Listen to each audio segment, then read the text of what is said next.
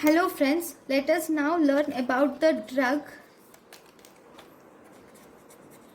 which is excreted in saliva. The drugs which is excreted in saliva, only one drug which I can name now, which is excreted in saliva is lithium. Lithium is excreted in saliva. Lithium is excreted in saliva and as well as sweat.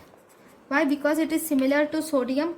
So sodium is present in sodium is present in saliva and is excreted in saliva and sweat. So lithium is also excreted in saliva and sweat. Thank you friends.